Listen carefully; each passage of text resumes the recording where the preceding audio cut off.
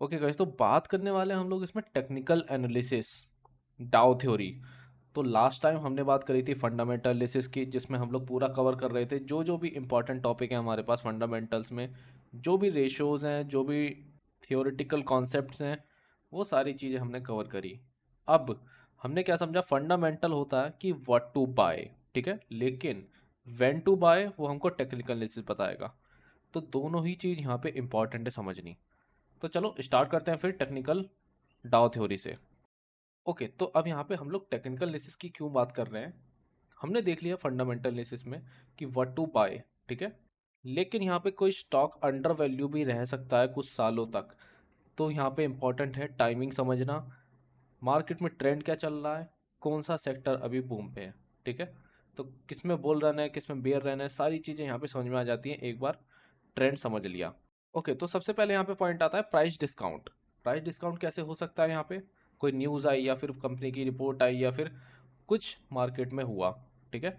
उसके बाद यहाँ पे हम लोग ट्रेंड समझते हैं। ट्रेंड जो भी हमारा यहाँ पे हायर हाई हायर लोज लगता है, ठीक है। तो अप ट्रेंड हो सकता है, डाउन ट्रेंड हो सकता है, या साइडवेज हो सकता है मार्केट में।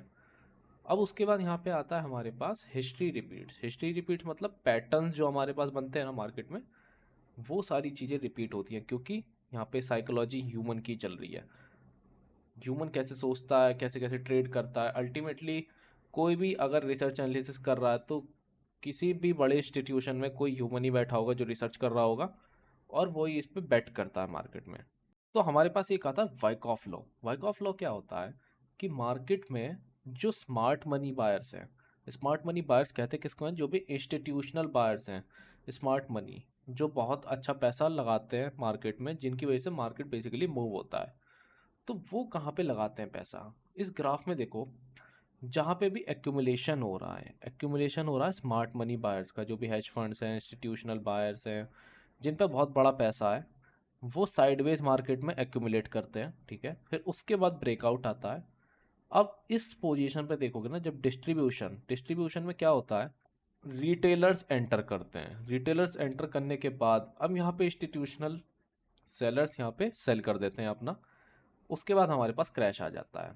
तो इससे क्या समझ में आता है, जो भी रिटेलर है, जो रिटेलर हमेशा क्यों फंसता है, क्योंकि जो इंस्टीट्यूशनल बायर्स हैं या फिर सेलर्स हैं, वो पहले ही अपना यहाँ पे निकाल चुके हैं प्रॉफिट, और जब हम लोग एंटर करते हैं, रिटेलर्स एंटर करते हैं, तब मार्केट क्रैश हो जाता है, ठीक है।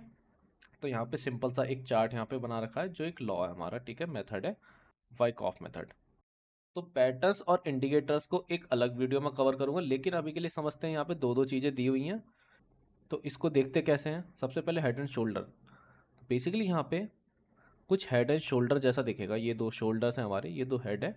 अब इसके बाद मार्केट अगर नीचे जाता है तो फिर हमारे पास शॉर्ट एक यहाँ पे शॉर्ट का ट्रेड बन जाएगा। अगर मार्केट इसके पास यहाँ पे कंसोलिडेशन लेके ऊपर जाता है तो हमारे पास वापस से बाय का ट्रेड बन जाएगा। अब फ्लैग एंड पोल में क्या होता है, फ्लैग एंड पोल में बेसिकली एक पोल होगा, उसका एक थोड़ा सा कंसोलिडेशन होगा, वापस से उतना ही जितना मूवमेंट आएगा जितना यहाँ पे पोल था, ठीक है। तो इसको जिग मोशन भी बोल सकते हो, लेकिन ठीक है।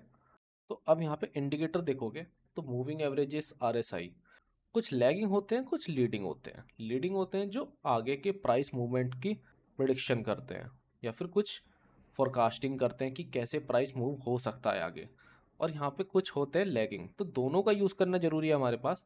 अगर यहाँ पे हम लोग कुछ रिसर्च कर रहे हैं, एनालिसिस कर रहे हैं, तो प्राइस फोरकास्टिंग करना चाह रहे हैं, तो मूविंग एवरेजेस यूज़ कर सकते हो, क्योंकि पास्ट के जो भी हिस्टोरिकल डॉट्स कनेक्ट करोगे वो लैगिंग इंडिकेटर से करोगे, ट्रेंड पता पड़ता है यहाँ से। अब जब लाइव मार्केट में कुछ लेने जा रहे हो, मूवमेंट लेने जा रहे हो, या फिर कोई स्क्रिप्ट में बाय करना है, तो हम लोग यहाँ पे R S I, M A C D और भी बहुत सारी चीज़ें होती हैं, उसको यूज़ कर सकते हो, ठीक है।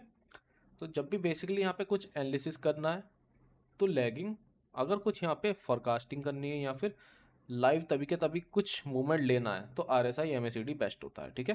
यहाँ पे R S I, M A C D के भी अलावा बहुत सारी चीज़ें हैं, अपना कुछ रिसर्च करोगे तो और भी मिल जाएगा, ठीक है। अब मोस्ट इंपॉर्टेंट चीज़ आती है risk management and position sizing. यहाँ पे प्राइस फोरकास्टिंग कर ली, what to buy, when to buy, दोनों पता पड़ गया। लेकिन अगर यहाँ पे नहीं पता कि अपना कैपिटल पे कितना रिस्क लगाना है, तो यहाँ पे सबसे ज़्यादा इंपॉर्टेंट है अपने कैपिटल पे समझना कितना पैसा यहाँ पे मार्केट में लगाना चाहिए पर ट्रेड, ठीक है। तो इसका एक रिस्क कैलकुलेशन उसका कितना ऑप्टिमल क्वांटिटी डालनी है, कितना पर ट्रेड में रिस्क लेना है, और फिर उसके बाद स्टॉप लॉस फिक्स एग्जिट करना है वहाँ पे, ठीक है। लेकिन बहुत सारे लोग क्या करते हैं, लॉन्ग टर्म इन्वेस्टर बन जाते हैं शॉर्ट टर्म ट्रेड लेने के बाद। तो ऐसे नहीं करना, यहाँ पे फिक्स स्टॉप लॉस होना चाहिए, फिक्स यहाँ पे टारगेट होना चाहिए। टारगेट यहाँ पे ट्रेल कर सकते हो, ठीक है, स्टॉप लॉस के साथ। तो यहाँ पे बहुत सारी चीज़ें, रिस्क मैनेजमेंट और पोजीशन साइजिंग, ये दो चीज़ें अगर कवर हो गई तो बहुत ज़्यादा ईजी हो जाता है मार्केट में। अब उसके बाद यहाँ पे फ्यूचर एनालिसिस आता है कि हाई फ्रिक्वेंसी ट्रेडिंग जो फर्म्स होती हैं वो कैसे कैसे यहाँ पे ट्रेड करती हैं। तो डेटा के हिसाब से यहाँ पे 70% के आसपास जो वॉल्यूम आता है वो एल्गो के थ्रू आता है, ठीक है। जो भी यहाँ पे यूएस मार्केट में होता है, इंडियन मार्केट में भी होता है, बहुत सारे एल्गो चलते हैं, वो ट्रेड करते हैं। तो सबसे ज़्यादा वहीं से हमारे पास ट्रेड के पंचेस आ रहे हैं, वॉल्यूम आ रहा है। तो अब यहाँ पे एआई भी आ रहा है, और यहाँ पे हाई फ्रिक्वेंसी ट्रेडिंग बहुत पहले से भी हो रही थी।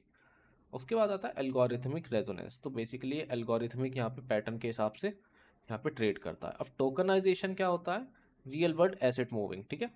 जो भी यहाँ पे ब्लॉकचेन पे बिल्ड है, जैसे बिटकॉइन हो गया, इथीरियम हो गया, या फिर और भी सारे कॉइन्स हो गए, वो हमारे कहलाए जाते हैं टोकनाइजेशन में, ठीक है।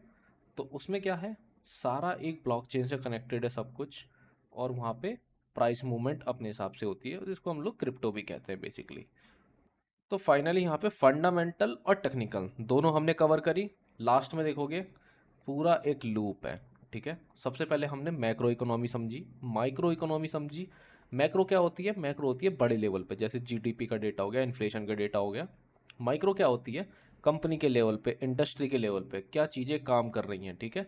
कॉरपोरेट्स कैसे काम कर रहे हैं, रिसर्च एनालिसिस, उनके बेस पे यहाँ पे एक रिपोर्ट बनाते हैं। उसके बाद हमारे पास आता है टेक्निकल टाइमिंग्स। टेक्निकल एनालिसिस में हम लोग क्या देख चेक करते हैं, timings, opportunity, price action, volatility, volume, ये सारी चीज़ चेक करते हैं। रिस्क के हिसाब से हम लोग उसमें पैसा लगाते हैं। तो यहाँ पे बहुत अच्छा यहाँ पे लिखा हुआ code, price is what you pay, value is what you get, and timing is how you profit. तो बहुत एक स्टेटमेंट लिखा हुआ है, बहुत वैल्यूएबल स्टेटमेंट है।